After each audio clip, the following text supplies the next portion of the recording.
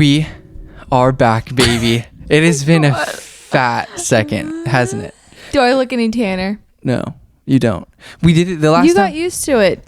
I think I do. Are you making fun of my intro? What do you mean? When I clapped and stuff? No. When I was like, we are back, baby? You don't like that?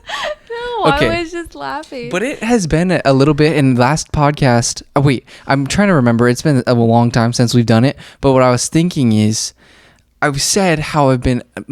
I almost said some bad word there. I have been neglecting you guys. You know, my listeners. That's a bad word you were gonna say. I was gonna say like abusing or just like What? Last time I said I was going to do a podcast, I was going to get more in the flow of it. You know, I was going to do more of them, but then, you know, life hits you. You have a golf tournament you got to go destroy. You know what I mean? Yeah, you got to just kill that tournament. Yeah, and then your co-host is gone because she decides to go take a trip. And then, you know, and then your 5-year anniversary comes up today, and then you just got to go see that new movie Old, you know? Mm-hmm. Yeah, it's me and Bianca's like 5-year. August 11th, baby. This is going to come out like... with some breaks and cracks in between. Yeah, but, you know, we've stayed intact. You just got to kind of put that glue in there when it rips apart, you know? Keep trucking on. Actually, I'm going to call you out right now, dude. This is not UFC related. If you want to listen to UFC stuff, you're going to want to fast forward a little bit into this podcast. But here you go. I was... So we had my grandfather's memorial golf tournament, you know, because he passed away back in March.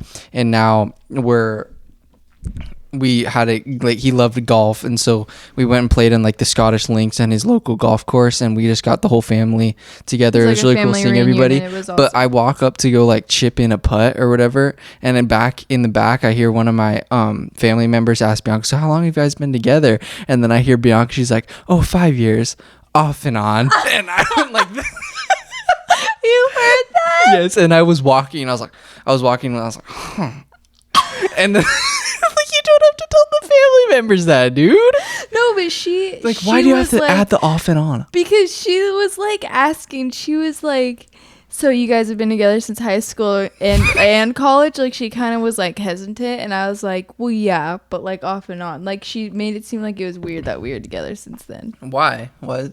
Oh, so you cowered it or whatever, and you were like trying to make an excuse. Yeah, maybe you shouldn't. Can you cut that out? You'll cut that out. What? No, we're good. We're okay. Okay. It's okay. No, you didn't say anything bad. Okay. What did you just say? I said that she was making it sound like it was weird that we've been together since high school. No, it's not weird at all. No, is it bad that I said that? No. Okay. Some people may think that's crazy, because some people can barely keep relationships for 5 years.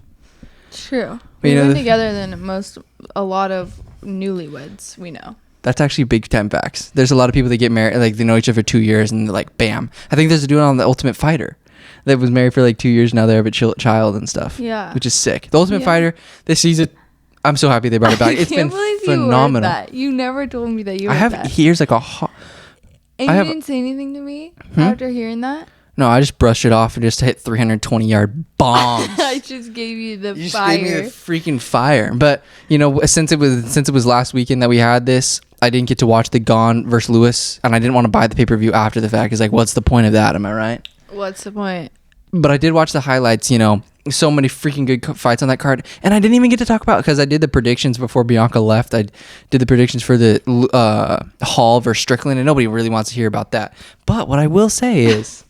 I got 100 percentile on ESPN Pick'em, so might want to start listening. First time ever. I won't really put a lot into that. And then, so on the Strickland, I got 100% on that one, and then I believe I got 98 on. So what are your records now? I got 98 on the Derek Lewis Gone card. So what does that mean? Did I take a downfall a little bit, or am I gonna go back to 100% on the Cannonier Gastelum? You're probably gonna go back to saying don't listen to me, and you're gonna have like the 1 percentile. So that's not good. But can I have a drink of that? Yeah, sure. We have to cover up the sponsors, guys. I can't have a regular water bottle. So this is clear because we don't have sponsors. Yeah, I'll go to deep lengths to find Aquafina. That is big time facts. Bianca knows all about that. I won't even go into detail about that. So, Kellan is not a fan of Dasani. Kellan is the biggest freaking water connoisseur. Well, you might as well dump your head in salt water. So drink out of the Dasani's ocean. not very good for you supposedly because there's sodium in it, and sodium actually sponsor. dehydrates Watch your mouth. you. There's sponsor. Watch your mouth. Okay, so we get to Kellan's grandma lives not. She lives in Northern California and she loves Dasani water. Okay, no. She doesn't live. She doesn't live near things.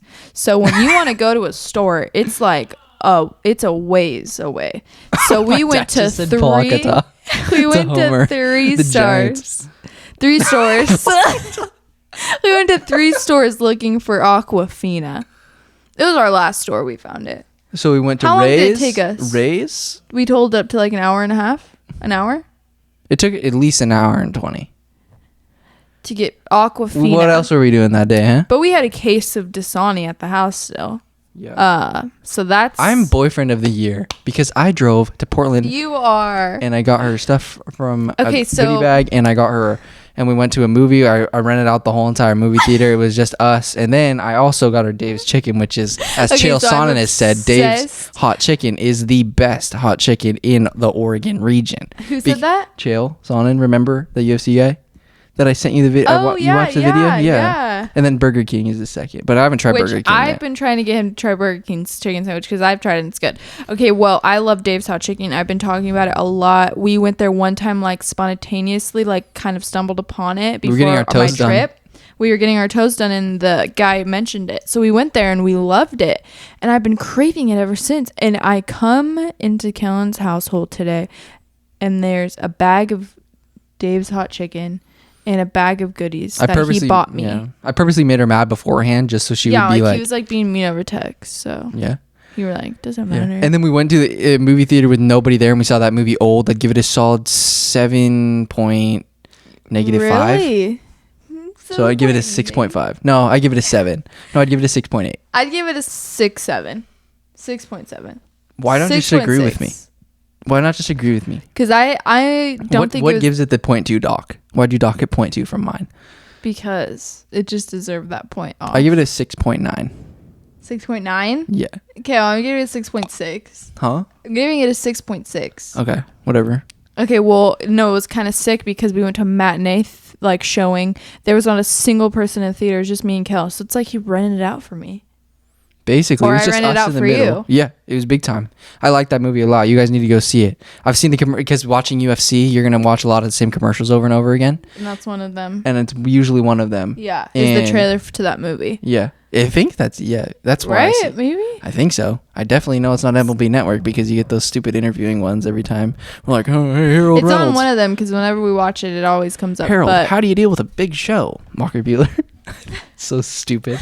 But we had a fun day today, and Kellan is definitely boyfriend of the year for driving all the way to get me Dave's Hot Chicken. It was like an hour and a half away. Surprised me with that. Bianca literally buys everything that we go out and get food, so it doesn't even matter. Yeah. Okay, guys. You know what? I really want to talk about the Strickland card. I'm not going to talk about it. I'm going to highlight, guys, the fights that were fantastic on that, all right?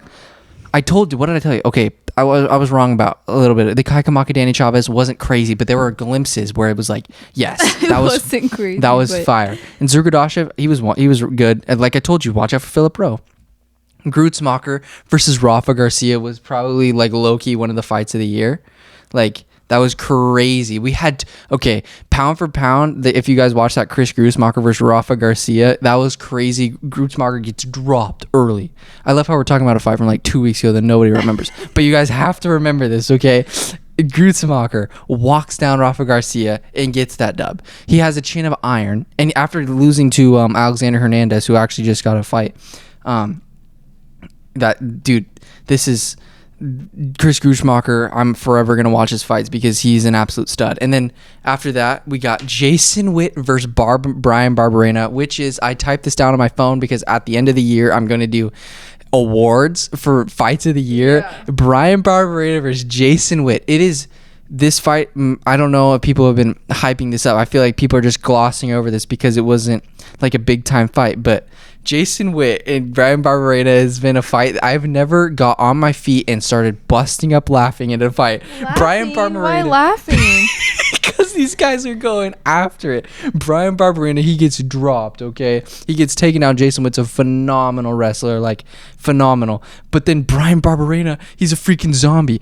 He's kind of just like Gruesmacher. He's gonna walk you down and he's gonna get his shots off. And then like it was crazy because Jason Witt was on all fours and Brian Barberena just throwing haymakers at him. And I thought the fight was gonna get finished. And then at one point, Jason Witt is so tired. They're both exhausted, and Jason Witt, he gets his mouthpiece knocked out, and Brian Barberena keeps bombarding him. But Jason Witt is so like he's so like they're low-key just gassed out. He goes and like tries to pick up his mouthpiece, and Brian's still like trying to attack him. Like it was no, like the ref isn't like stopping it. No, it was just ridiculous. It was just an absolute fireworks show till the very end. Brian Barberena is never out of a fight, and it was totally gave me it made me think about the I don't know if you guys remember, but the Spike Carlisle when he walked around. I know I feel like freaking Jimmy G right now at a press conference. God dang. I just have this house is a sauna, okay? Okay, I think you also have kind of a perspiration issue. Yeah, okay. But you know, Jimmy G at all of his press conferences, he's always like, okay, yep. He's always like wiping his forehead and stuff. But I've got insane perspiration problems. I look like an when I like go to like in the Oregon State Recreation Center and just go on my my zero runner thing because my knees and my feet are obliterated and I'm 20 years old, which is fantastic. Stretch, kids. If you're doing cross country, stretch because you're gonna save your life. Or I just have bad genetics, so you know, whatever. You're so hot. I do. I think we've already covered how injury prone I am. I'll do bands and blow out my rotator cuff, and that's supposed to rehab that you're really, really like. What's the word? Sometimes I'll wake up with an injury I've thought about. You think that you had an injury, like you think that you have. I'll wake up. I'll be thinking like that would suck to have this. I'll wake up and be like, oh, I think I have it. Maybe actually, I think I got it overnight. I slept wrong. Like that's literally what's it? A hypochondriac. Yes. Hypochondriac, yeah. I think it's all in your head. Is it really hot in here? It's not. It's really freaking hot. I'm actually not hot at all. She's a hot. Oh my god, she's so hot. Like it's insane. Yeah, I am. No, not. But Brian Barberena versus Jason Witt, you guys cannot forget. Okay, that's fight of the year. It was like the Spike Carlisle versus the Billy Quarantillo where Spike walked away at the end of the round and Billy just swacks him upside the head and gets a knockdown. Crazy shit, man. And then what I was gonna say here, this is the whole reason why I'm trying to talk about that Sean Strickland thing, is that there's this man by the name of Melsik Bagdasaryan. Okay, he has got to fight somebody by the name of Ilia Topuria. It would just be such a fantastic fight. Like, I'm not just like saying this just because. It's just like the gun, Melsik, is phenomenal striker, and the guy he fought, Colin Anglin, is actually kind of good. He got him to the ground, but Melsik got straight back up to his feet, and he has, like he said in his post-fight press conference, he has many guns. He has lots of guns. Many guns. He is the gun. He meant to say like weapons, I think. I have many weapons, but he says like, I have lots of guns. It was the funniest thing ever, dude. Yeah, it's funny. Yeah, and he's an absolute flamethrower because he'll throw you like spinning techniques. He throws absolute bombs. Like, yeah, it's crazy. Like heat-seeking missiles that are meant to disform your face. Mm-hmm. It is crazy. I wish that you could have saw it. I think you were gone. I wish I could have too. But overall, there have been so many good fight nights. Like the underrated ones, like people have to tune in. Like Cheyenne Bays came back after getting beat by Montserrat. Like that crazy head kick, that was phenomenal. But then Jared Gooden actually got on the board. The the chain choo choo. I meant to say choo choo, bro. He's an absolute beast. He knocked out Stolza. It was good to see him get a win because he hasn't yet, because he lost to I think it was Alan Joban. Let me see. No. He lost to one of the Nurmagomedovs, and then it was Alan Joban, and then he lost to Abubakar. That's right. Those are tough fights, though, you know. But Sean Strickland, dude, Everybody. I feel like there were so many people counting him out. We're covering basically like the past month of fights. Damn. Basically, which is crazy. But Sean Strickland, I knew he was going to get that dub there. I didn't want to make like an insane prediction just because Uriah Hall is so dangerous. But that jab, like I said, that's going to be a problem for everybody in the division. And he's so tough. Like, and as much as people like want to hate on him, like he's a funny dude. Mm-hmm. Like he's his own kind of character. I don't think you've got to see him much talk, but he's interesting, and I like it a lot because he's not afraid to be himself. Like, it's just he's so much fun to listen to because he will say whatever is on his mind. Like, it's genuine. People, I feel like a lot of guys are just like, yeah, I'm gonna be real with you, be straight. But like, if he actually saw someone in the street that was talking crap, like he's gonna be that. He's that guy that will actually like smack you upside the head. He's not gonna walk. You're not that guy. You're not that guy, pal. But I'm making an early prediction right now. I think Luke Rockhold's gonna have an absolutely big issue with Sean Strickland. They're gonna be fighting. You know who Luke Rockhold is? You've seen Luke Rockhold on Mike Sports. Yeah. He's the dude that I showed you that kind of has difficulty speaking sometimes because he doesn't know what to say all the time. Like, yeah. He has so many funny. He's like, you're a little. I'm gonna make you my. Do you remember? It's like. I have to like find that somewhere because there's a hilarious interview where he's. And that clip is so funny. He's like, I'm gonna make you my. He like doesn't say it. He like can't say it, like he feels bad or like it's like stopping him from saying it. He's freaking hilarious. And then also, so that's basically done with that. There's some absolute beast modes on that card. Melsick, you have to watch out for him. Bagdasarian is so unbelievably good. And then Brian Barberena also, like, because I said Brian Barberena is gonna have performance of the night, okay, but he actually lost. But I think that you can still have performance of the night even though you lost. Yeah, that was fantastic, dude. That was such a good card. All right, now, babies, I have to say something right now. That Sean Brady versus Kevin Lee fight that keeps falling out, but now you're getting D-Rod and Kevin Lee. Your uncle's fighting, bro. Daniel Rodriguez. He looks like your uncle a lot more now too. Craziness, because Daniel Rodriguez, bro, even though he fought a newcomer into the UFC, he's beat like Mike Perry. I mean, and what's his name? Like Kevin Lee doesn't know what weight class to be at 155 or 170 because his build is just so interesting because he's like really buff, but he just would really benefit from a weight class in the middle because 55 is a tough and 170 is like there's some big dudes up there. And D-Rod's takedown defense is so good, so I have no idea who's going to win this fight because I bet if Kevin Lee can't get this fight to the ground, bro, D-Rod throws boppers. Like, he might not hit you with like 100% power all the time, but he's going to pepper you. And that guy that he fought, that Preston, I think Parsons or something, he was a good fighter because he was really tough. But Kevin Lee is going to be actually a pretty good a pretty good challenge for D-Rod. But like, I'm so pumped for this fight because Daniel Rodriguez, I feel like he's really underrated. And then a few more wins, and he's going to be right up there like in talks because he's still like decently young.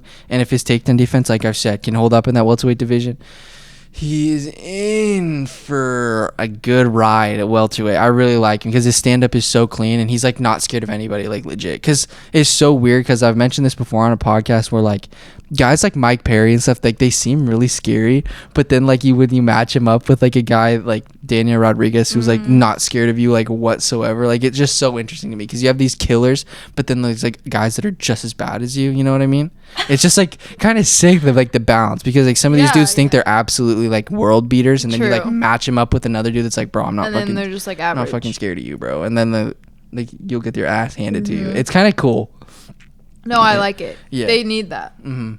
But I'm just like kind of concerned. Like I was thinking about this the other day. Is like with the UFC becoming more mainstream, like there's like so many guys I feel like that are like, they feel like they're like, oh yeah, dude, like I could, like the shit.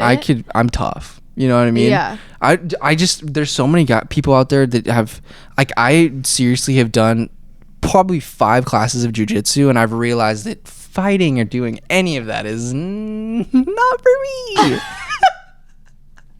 Because I used to like do some like sparring with my friends and stuff, and they would kick. Well, one of my friends would kick me, and I just would sit down and say, "Well, it's enough for that round." Just like, wow. So I like hard. How you can't take it, but you dish it, huh? with your friends and everything, you like to dish it out, but then if they start getting a little too tough on you, you're like, oh. Mm-hmm. Bianca thinks it's okay to just bop me with the rings on. And it hurts really bad. Hey, you have rings on too now. Yeah, I got this sick ring from Hawaii, you know. I got it for him. Wrong size, though. What do you expect? Always a complication here from Bianca. It was an early anniversary gift. Sure it was. There's so many good fights that got announced, but yeah, dude, like, I keep saying like a lot. I'm being really conscious, you know, about my communication skills because people are listening and it gets annoying, you know. About what? If I keep repeating the same word. Yeah. Good job. That sucks that you have to think that way though. Why? Every conversation is almost a little interview for me. Yeah, no, and I fear that with you when you're talking to people. I'm like, he's viewing this as an interview. Actually, I can tell. Hey, you work on your conversation and it's good. It works for you though because you have like social skills that are needing some improvement. Wow. I'm okay. just kidding. You just are on the spectrum a little bit. Whoa.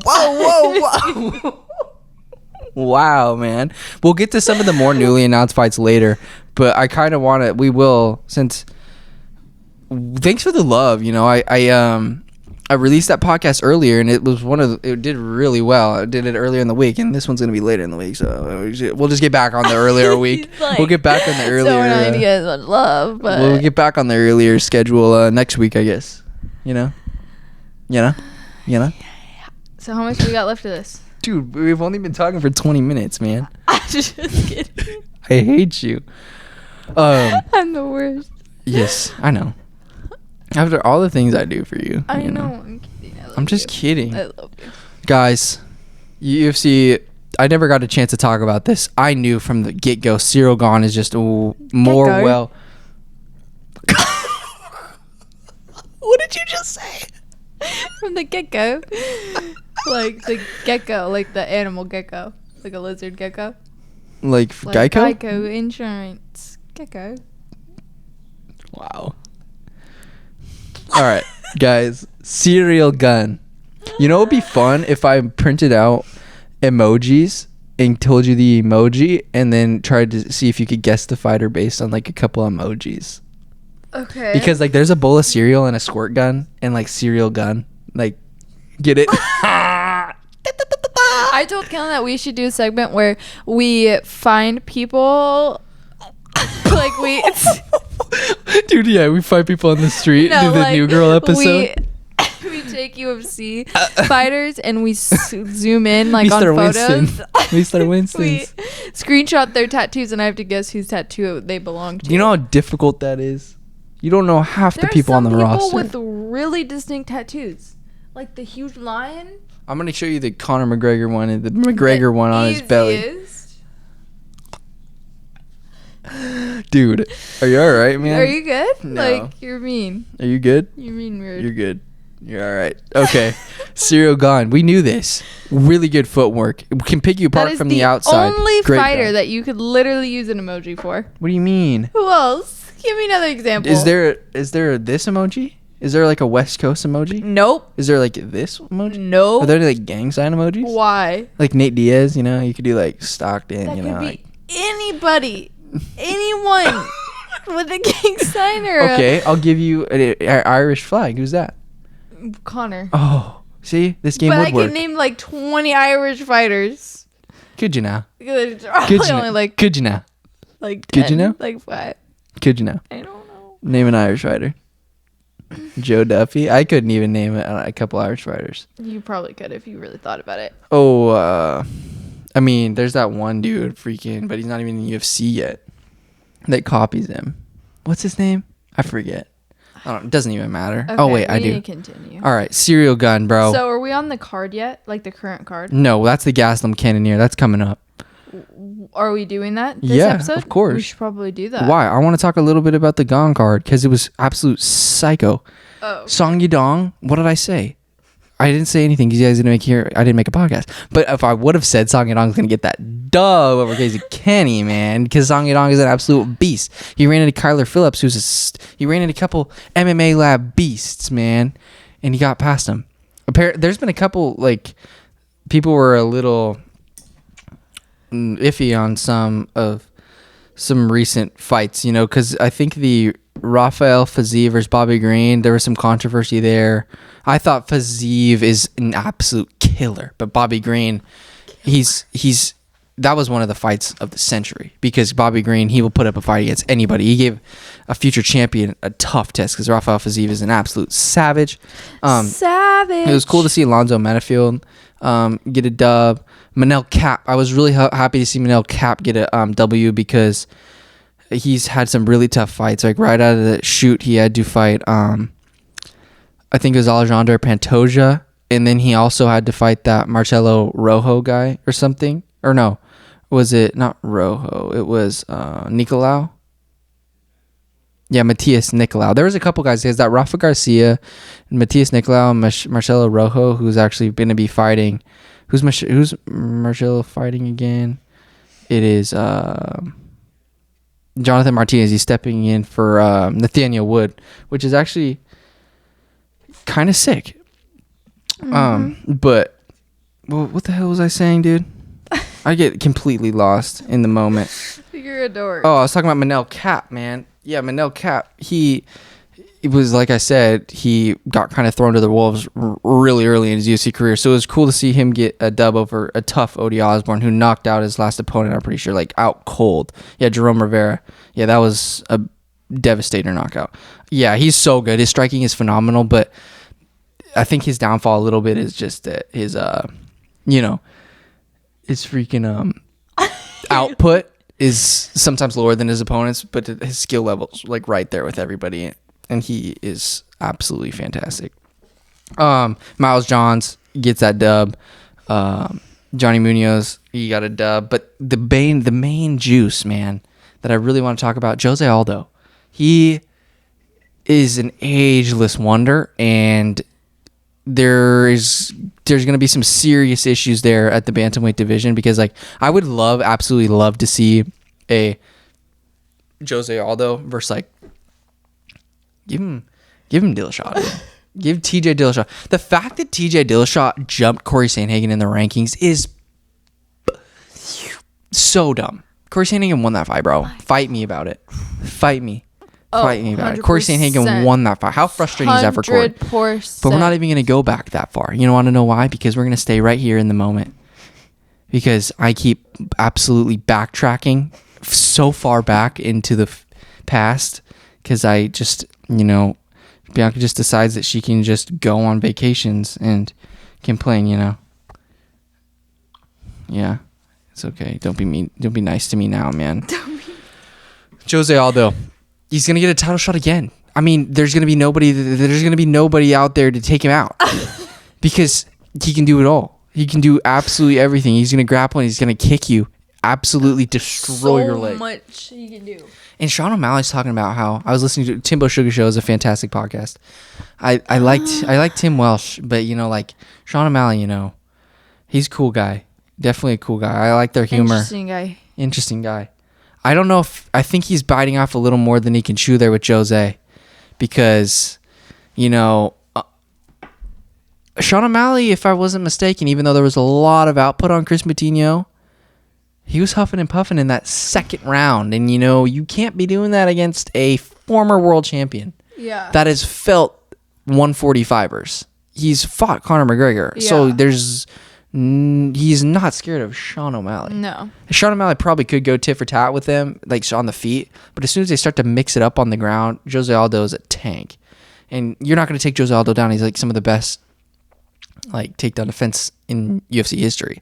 So he bantamweight, like I said, it's really stacked, but there's a definite door there where you're gonna have some trouble breaking into that top 5, because like Jose Aldo, Rob Font, Corey Sandhagen, TJ Dillashaw, that's tough. But then after that, you got like Marlon Moraes, Cody Garbrandt, Pedro Munoz. Those guys are gonna have a difficult time cracking into that top 5, even though it's super deep. You know what I mean? It's super talented, but in order to fist your way back into that title picture, it's gonna take a big time win. So that's that. And then we got to talk about this right now. Vicente Luque, he's got to get his rematch versus Leon Edwards, because Vicente Luque beat somebody that we thought was unstoppable on the ground, and was Michael Chiesa. Michael Chiesa, he is a problem when he gets your back, but it doesn't matter. You want to know why? Because Vicente Luque is gonna slip in that mother freaking Darce like he did to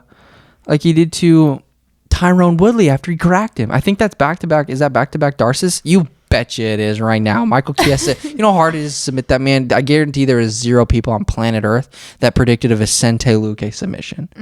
I highly doubt it. Do you agree with me on that? I so do. So you still agree with me on that? I so agree. You freaking agree with me on that? Yeah. Dude? Yeah? Who's your favorite fighter in the UFC right now? Robert Whittaker. Robert Whittaker? I don't know. I like him a lot, but I also is Robert Whittaker gonna beat Israel Adesanya? He better be. Yeah, he is. By what? Via what? Via knockout. Who's your second favorite fighter of the UFC? I'm gonna say that it's. I don't know. I like Moreno. Brandon? Yes. I watched his food truck diary. He's the sweetest guy ever. Really? Yeah. I want to watch it. You have to show me it. There was one part in the interview that was absolutely like adorable because he was talking to, he says, Brandon Schaub said something along the lines of, "You haven't lost sense," or something like that. And Brandon Moreno was like, "What is that?" Like, what does that mean? It was so funny. Like, he's just so adorable. Like, it's so funny, bro. You're so weird. He's like, "When's the last? You haven't lost sense." And Brandon's like, "What is that?" I have to watch it. So funny. It was something along those lines, man. But I need he's to watch the best. That. I don't know who's like my all time though. Like there's always guys who I like find myself being biased towards. Like I like them when I see them fighting, but then I don't like think about them outside of that. I don't know. Who's your favorite all time? All time? We'll just like current, I guess. We'll just say current. Well, I think that I have to go with Conor McGregor because he's the one that got me back into UFC. Yeah, for sure. But like, okay, that's like everyone. So what's your second then? You know, I don't know, man. It's tough. There's so many good. As of right now, the one person that I'm going to tune in to watch every time. Like, are we talking like Max Holloway? Yeah. Actually? But I was honestly about to say him. Like, really? Legit, like, if you're talking about guys that I want to watch that are really good, because I have tons of little, like, guys that aren't as known that I'll tune in to watch all the time. But Max Holloway is the guy, like, that's must-watch television. Yeah. Because he's a legit gamer. He can fight anybody in that 155-pound division. Like, when are we going to realize, guys, that Max Holloway put up a better fight against Dustin Poirier than Conor McGregor in two appearances? It's true. Max Holloway is an absolute beast mode. He's going to get that 145-pound belt back after those tough coaches battle it out. After those tough coaches see who's the better fighter. Alex Volkanovski is going to run through Brian Ortega.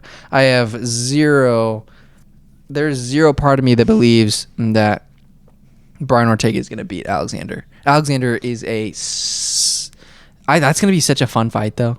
Because Brian Ortega thinks he's a world beater. Yeah, I'm excited to actually see him fight. Because he's a fantastic fighter, though. He's a fantastic fighter. But I just don't think I don't think he's going to get past him, dude. I just don't see a way. Maybe if you... he's got... How do you take down Alexander Volkanovski? Like, that just doesn't happen. I don't know. But Vicente, we got to get that Leon Edwards fight because he's going to want that back. And there's got to be some new blood in there because I'm the biggest Leon Edwards fan, but you can't barely beat Nate Diaz at the end there and get a title shot. And then that Kamaru Usman fight, that's going to be so good because Colby Covington, as much as I don't know, like, we haven't seen much from Colby, I think he's going to absolutely put it on Kamaru. And that's going to be crazy because Colby, I just don't, because he's so weird about fights and stuff. Maybe once he's the champion, he's just going to be like, bring on everybody. But right now, he's kind of before he got the fight with Kamaru for that title rematch, he was kind of protective of his spot. So he didn't want to pretend. But yeah, I don't know. I think his boxing is extremely underrated because his stand-up is absolutely... He doesn't hit... He does kind of like... he's going to pop you like 50-60%. And then he's not going to give you everything. He doesn't have one punch knockout power per se, but I am so excited to watch him fight because people love to hate him, but it's fantastic. The pace that he puts on guys is going to be crazy. I'm going to be really interested to see if somebody shoots though, because if somebody shoots, I've seen Colby Covington has got taken down before. We saw it with Rafael dos Anjos. I don't know about Kamaru. I don't think anybody knocked out. You want Colby to lose? Yeah. I don't know why people hate on his boxing so much. Like, I don't get it. His stand-up's not bad at all. Like, his head movement's great. He always has that right hand, like, or left hand or whatever, like, plastered to his face. He always will pop out the jab. I mean, because people are always so scared of his takedown. I think it's just going to be another stand-up banger. I don't know. I'm so pumped for that fight. And you got to get... I don't know what I would do. If I was Dana White right now, if you handed me Vicente Luque versus Leon Edwards or Leon Edwards versus Jorge Masvidal, I'm looking at who's more deserving at this point, you know? Mm-hmm. Like, obviously, Jorge's going to draw a lot of eyes. And that Leon Edwards fight is massive. It's going to make you a ton of money. But at the same time, Vicente Luque's done everything that you have to get a title shot, and I think that it's right to give that rematch, even because let's face it, dude, I don't think Jorge's gonna get Leon out of there, and then Leon needs like a legit test, and Vicente Luque's proven to be just a absolutely beast mode, well-rounded fighter. Yeah. So like he defend a takedown. Like basically, I think Michael Chiesa could go tit for tat on the ground with anybody in that division, and he grapples with freaking Gilbert Burns, dude. So he's ready for that. Anybody that gets the belt is in extreme danger against Vicente Luque, especially on the feet, because I will give Vicente Luque the edge on the feet against basically everybody in that division. He's improved so much because like he got in that war with Mike Perry, and he has fought like Randy Rude Boy Brown, and then he's went in there against Tyron Woodley, and now Michael Chiesa. Like, he's put together a fantastic resume, and he's fought some absolute killers, and he's not even 30 years old yet. So you're looking at the future of the division right now, and he also got that really good win versus Nico Price. And after that, Stephen Wonderboy Thompson, he's now on that 4-fight win streak, and I think he's improved so freaking much in such a short amount of time, and that's a scary proposition for anybody in the welterweight division. Okay, I'm done with that card, dude. So good. Like, I was so upset that I missed it, but at the same time, what are you gonna do? Family over everything. Ohana. I didn't get that shirt. Tisha Torres too. She's an absolute tornado. What? My dad has been going crazy getting these crazy shirts. I got like this one that says touchdown with the guy hitting a home run, like a baseball bat. It says touchdown. And then he got me this one that has an owl on it. It's like superb owl, like Super Bowl. And then he got me one that's like, can you show me these? I want to see. They're in the dirty. Cool. I'm washing them right now, but yeah. Where'd he get the Cyril Gahn, dude? Ones? Interim champ. He's gonna beat Francis Ngannou. I'm calling it right now. What did you say? It's like this random website where they just like they just print them for you. They're not like pre-made or anything. And so it takes a while. Oh, and he got me a Houston Asterix one, which is beast. That's so nice. Yeah, it's freaking sick, dude. I'm pumped about it. Big time. All right, let's get on to this jazz. I'm only gonna highlight a few fights because I can tell Bianca is just losing her absolute marbles right now. No, I'm not. Dude. I just know when people like to listen, they always like the shorter episodes, I feel like. Yeah, we're only at 38. Yeah, like that's a good length. Yeah, for sure. Okay, getting into this right now. We're gonna see Abdul Razak Al Hassan. He's an absolute beast. Hopefully he's got his cardio down. He's going to be a problem. I think that he's moving up to middleweight. I think that's good for him, but he's got to get that cardio intact because he got absolutely obliterated by Malkoun in his last time out. But I think he's gonna get that W. And now I'm gonna give you guys the fight that you have to watch. Roosevelt Roberts. You have to watch this. It's gonna be free on the prelims, or probably, maybe, hopefully, I don't know. It could be on ESPN Plus. But Roosevelt Roberts, okay. Roosevelt Roberts has had a tough time in his last time out against Kevin Kroom. It was that no decision, and then he also got armbarred, I think, by Jim Miller. Was that what happened? Let me check. He's a scrapper though. Because I watched his first fight when he beat Brock Weaver.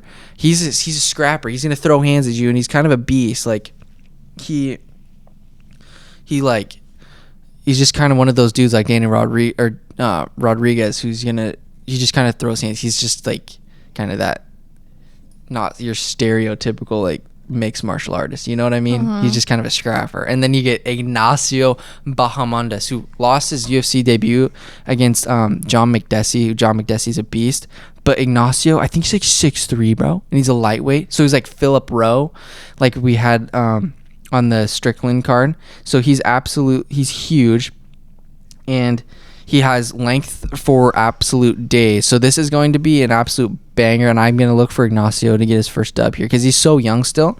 And I just really like his story. I think he came over from, where was it? It was Chile, I think. And he came to the United States. Like, you just kind of root for those guys that just, they're so young and then they just kind of send it. Yeah. You know what I mean? Like, that would be so terrifying. I couldn't even imagine. I'm like 20 right now, and I couldn't imagine like getting an internship and moving to a different state, let alone a different country, just to like go chase your dream. Like, that's crazy. So props to him. So I'm really looking. When I saw that on the card, I was like, yes, sir. Ignacio Bahamondes, he looks like a freak show in there for his length and size at that 155-pound division is just ridiculous. And then we've got Liana Jajua, who's a fellow Georgian, gonna be taking on Courtney Casey. It's gonna be a good one. We got our boy Clay Guida. Clay Guida kind of he beat Michael Johnson his last time, and he just was a relentless wrestling. So I really want him to get a dub here. He's the epitome of what UFC is. I've said that every single time. He's gonna be fighting Marco Madsen, and then Luis Saldana is fighting Austin Lingo. That's gonna be a good one.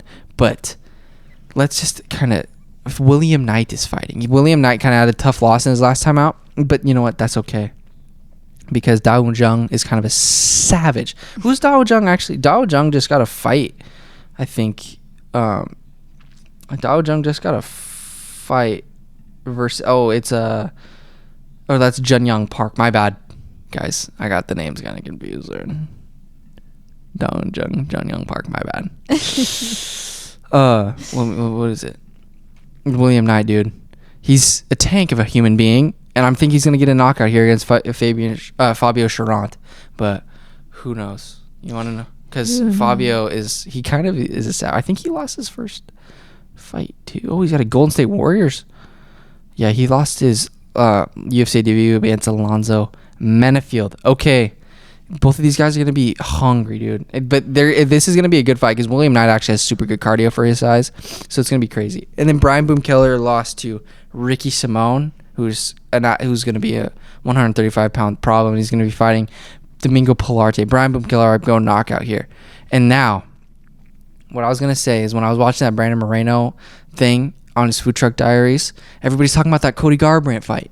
Why are we talking about that? We have guys at the flyweight division who deserve title fights. Who's the last man to beat Brandon Moreno? That's right, Alexander Pantoja. So if he gets past Brandon Royval, who his last loss was to Brandon Moreno, give this man a title shot. I don't care if it's not going to give you the most money.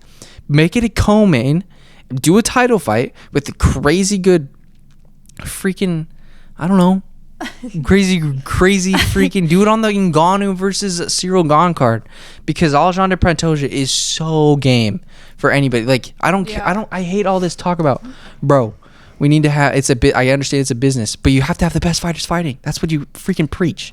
So we're going to have Alexander Pantoja after he gets this dub. He should be first in line for this freaking fight, dude. He's the number 4 flyweight in the world. He's an absolute beast. He beat Manel Cap in his last time out just off pure volume, because Manel Cap, like I said, he's an absolute beast. He was on that Gone card. I'm really looking forward to this Royval versus Alexander Pantoja. He's freaking baller. I don't want that Cody Garbrandt talk, bro. Put those good flyweights in there. Give them their exposure that they deserve. They've been grinding. Like, you don't just keep that division and just have another guy from a different division move down just because it's a bigger fight. Cody Garbrandt hasn't won. He's won like one in his last 4 or something like that. Mm-hmm. Like, don't do that. Alexander deserves it. Now moving on to the main event. Kelvin Gastelum's going to get this dub over Jared Cannonier. Jared Cannonier is a beast. Both of their last losses have come from Robert Whittaker, I'm pretty sure, right? Yeah, he lost to Robert Whittaker in his last time out. Kelvin Gastelum lost to Robert Whittaker in his last time out. Who looked better in those Robert Whittaker fights? Kelvin, by far. Kelvin stuck in it. Kelvin is not afraid to engage. He pushed the pace the entire time, and I think that Kelvin's going to get this dub. Even though he's lost, he's won 1 in his last 5. That doesn't matter because he's fought the best in the division. He had a close fight against Till, close fight against Adesanya. He got it was an unfortunate event when he lost to Jack Hermanson. And then he beat Ian Heinisch, who freaking lost to Nasruddin Imavov, and now Nasruddin. Now Robert Whittaker. But this is a crazy fight. Jared Cannonier is backed up against the corner. Even dude, honestly, Kelvin Gastelum could lose so many fights, but he's always in them. Always has exciting fights. He's never in any threat, and he's only 29. He has so much time left. So I'm really pumped for this one because Jared Cannonier, like, he's an absolute truck, but Kelvin Gastelum can get hit by anybody, and he's not going out, dude. So you're going to have to devise a serious game plan here because Kelvin Gastelum is going to be in your face the entire time. And I honestly have faith that he could crawl his way back into the picture, middleweight, because his fight with Israel Adesanya, even though Israel Adesanya has improved a lot since that fight, it's just really interesting, and I would love to see that rematch. So I'm pumped for that. But guys, you know what? We're going to do a freaking we're going to do a Georgian fighter segment right now. We're doing this right now. Ready? I'm ready. We got to make this fight, guys. Okay. I don't think anybody... Movsar Evloev, he beat Hakeem Dawodu. We're going to put Ilia Topuria's undefeated record.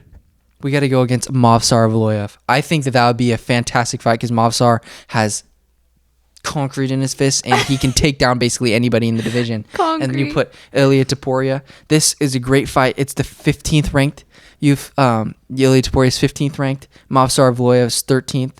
I think that it is fantastic. The winner of this fight could jump into the top 10 after a dub easily, because I mean you have that Giga Chikadze versus Edson Barboza at 9 versus 10, and that's a freaking toss up. I think this Ilia Topuria versus Movsar Evloev would be a great test because Ilia is great on the ground and he's great on the feet, and same can be said of Movsar Evloev, and you get some hype behind it because you've got two guys with undefeated records, even though they might want to save those a little bit. You know what I mean? But yeah. I think that it would be a fantastic fight between two. You could low-key, dude. Low-key. I mean, I feel like they're really evenly matched. They are evenly matched. Movsar, he kind of got clipped at the end of that Hakeem Dawodu fight. And he's actually kind of a stud for sticking in there because he was getting thrown around the ring. Mm-hmm. He was getting thrown around the octagon against Movsar. It would just be a fun fight to me. I don't know why, because both of these guys are hella exciting, and they're rising stars. Both of them are super young. Man, that Shane Burgos at 14. He's at 14. That's crazy. But I would love that fight. I don't think any of them have anything lined up either, dude. And how old's Ilia's 24. How old's Movsar? Movsar Evloev. 27. Just young guns. Make this a co-main event. Get these guys the freaking superstardom that they need. Cool. Make it a co-main event for something, or put them on a main card of some crazy big that would be good. It would be an absolute beast mode card fight, because it's a guaranteed fight of the night. Nothing could go wrong here. You're going to get guys throwing hands or displaying some unreal grappling abilities. So that's my kind of rant. That's my Georgian fighter segment. That'd be a fun fight for Ilia Topuria. He's finally cracked the top 15, and he can honestly beat anybody in that top 15 for sure. Like, I have faith that he could get past Sadiq Youssef for sure. I think that he could get past Bryce Mitchell. That would be a fantastic fight. Bryce Mitchell is almost unstoppable on the ground. Even if you wanted to throw it at him, a Dan Ige fight would be crazy.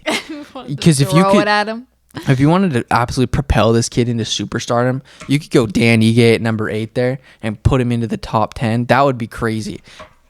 It would be interesting if Giga and Ilia Topuria fought. I don't know who would win that fight.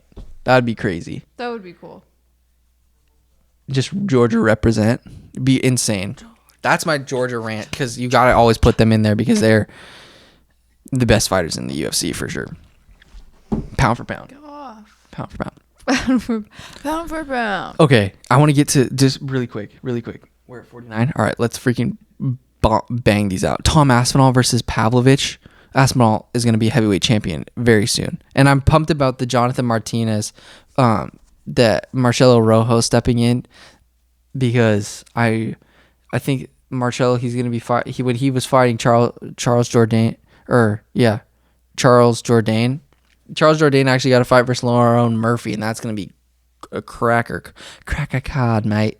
You're not but allowed to say Jonathan that. Martinez, that's gonna be a tough test for Marcelo, but I think that he could probably get that job. I mean, Jonathan Martinez, his striking is some of the best in the division. And then we also had the Alexander Hernandez versus Leonardo Santos. That's gonna be a good one. Yeah, I want to see Alexander Hernandez kind of get his name back in that, or get back in the picture at lightweight, because he's incredibly skilled and he is kind of fun. Like when we saw that Thiago Moises card or fight, when they just stood in the middle and threw, that was fun. And then also that was sick that we got the freaking Edmund Shabazian and Nasruddin Imavov. Nasruddin got that big dub versus Ian Heinisch. That's going to be sick. And Edmund's looking to bounce back from his losses against was it Brunson and Hermanson? Yeah, that's gonna be interesting. I'm not too worried about Golden Boy though. Both of these guys are super young and they've got tons of time, you know. But the one fight that I was really looking forward to is the Arman Tsarukyan versus Christos Giagos. Christos is actually really good on the ground, but that doesn't really matter, because when you're fighting an Arman Tsarukyan, that's gonna be Arman Tsarukyan is, like, when I say Mans is going to be champion, without any question, he's going to be champion. He has an 8-pack. He's an 8-pack. So automatically champion. Christos Giagos, though, he fought my long lost brother Sean Soriano, and he was actually getting kind of pieced up, but then he took him down. Sean couldn't stop a takedown, and then Christos, I think, got the submission or something like that. But any fight, you have to have some serious nutsack power to take a fight against Arman Tsarukyan. Like, that is some big dick energy, man. Okay. Because Arman is the best. Yeah, Arman's the best. When your last name's Tsarukyan, okay. Yeah, I don't know how he drops. Oh, bro, Arman Tsarukyan versus Rafael Fiziev would be fucking crazy. I'm happy to see Fiziev in the rankings now. That's sick as hell, man. It's crazy how evenly matched Islam Makhachev and Arman Tsarukyan are. Yeah. And Arman Tsarukyan's 15 and Islam's 5. Yeah, that's crazy. Craziness. All right, that's doesn't add up. That's it. Yeah. We got a 52-minute long one. That's perfect. Bro, let's freaking get after it. The UFC's got so many big things coming. I'm so pumped. I tried to fit so much into this podcast. Sorry, but we'll do another one, so don't stress it. There's so much stuff to talk about. Yeah. All right, guys. We're going to hit you with the NBA episode tomorrow with Jonah. Oh, nice. Cool. So we're going to get a couple out there. We're just going to be grinding away. All right. Thank you guys for listening. Make sure to subscribe if you've made it this far, because we really love you guys. We really appreciate the listens, man. And I'm sorry that I haven't been posting a lot, but life's come at us like a freaking rock to the head. Like a rock to All the right, head? let's go finish the Giants game. Let's get it. Okay, thank you. Bye, guys. Thank you so much. You know what? Just keep being you.